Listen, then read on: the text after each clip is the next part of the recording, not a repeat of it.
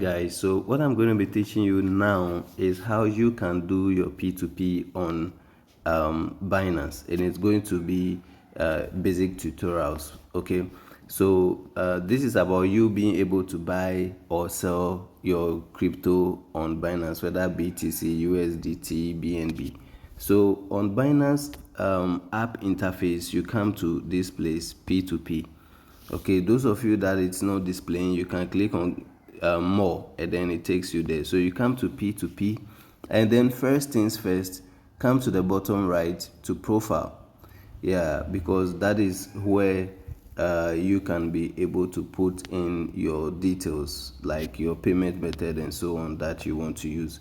So here you can see payment methods. You click payment method, and then you input your payment method. So let's say you are using MTN mobile money, you enter MTN mobile money. If it's Vodafone or Telecel, I think so, you just enter Vodafone cash. You can see what we have there. Yeah, so now you are done with your details, and then let's go back to the PNP P2P dashboard. So here at the interface, you have to understand at the top here we have buy, and then we have sell. Okay, so you can see that now we are buying. Let's say we are buying, we have the crypto you want to buy, or you want to buy. So if it is not USDT, you can select the crypto you want to buy from this list.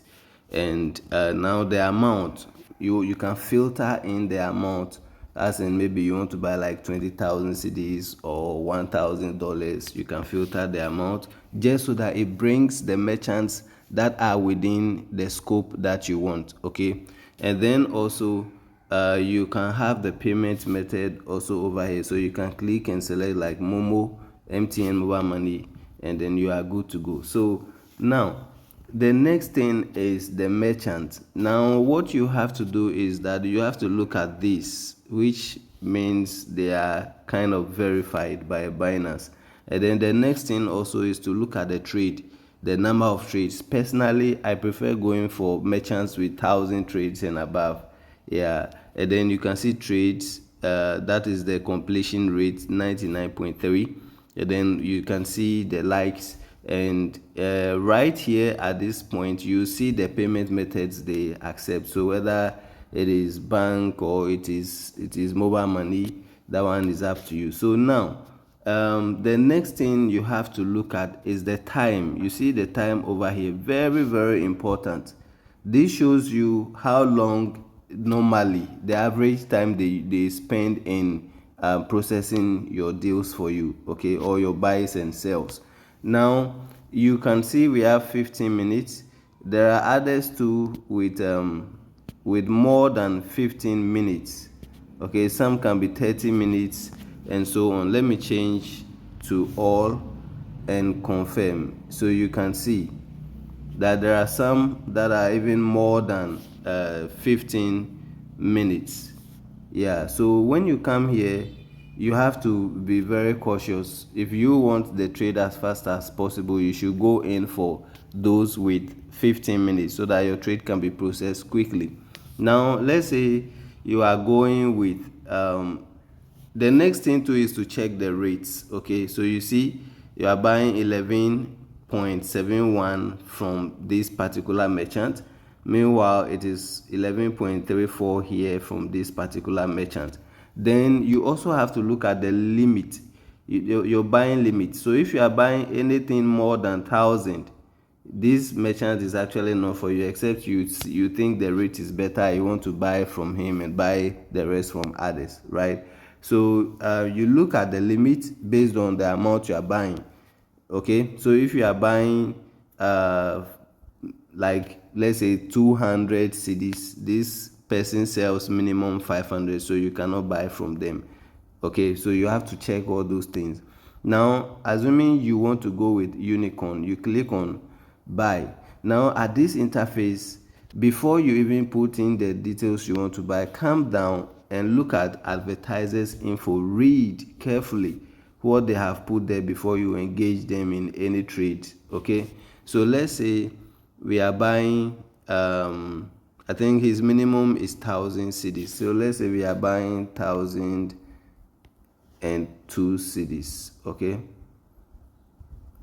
Okay, I think his minimum value is around 3,000. Okay, so just example, this is, I'm not processing this trade. Okay, now when you enter the value, the next thing you have to look at is placing the order.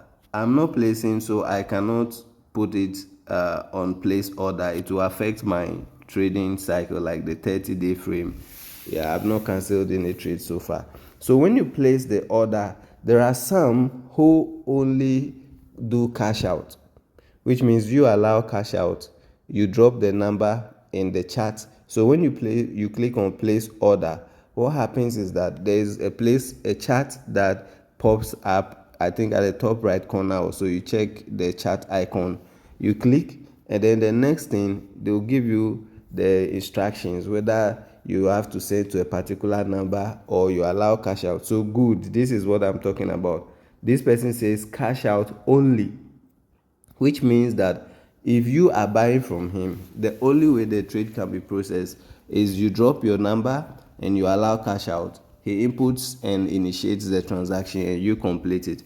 So if you click place order and you've seen such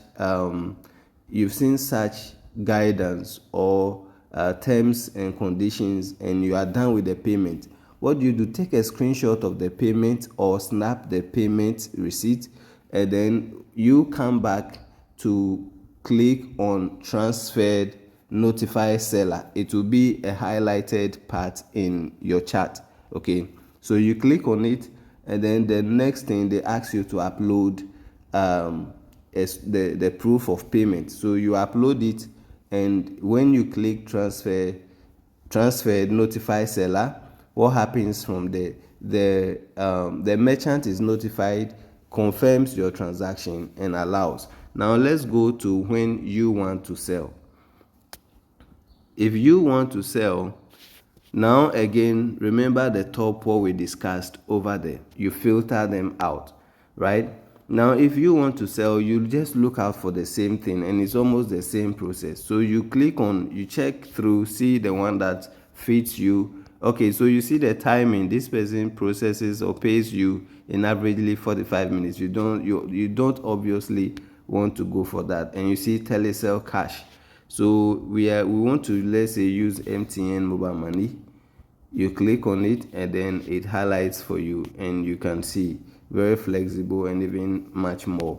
So let's say we are selling to Mr. Morale, this very advertiser, right?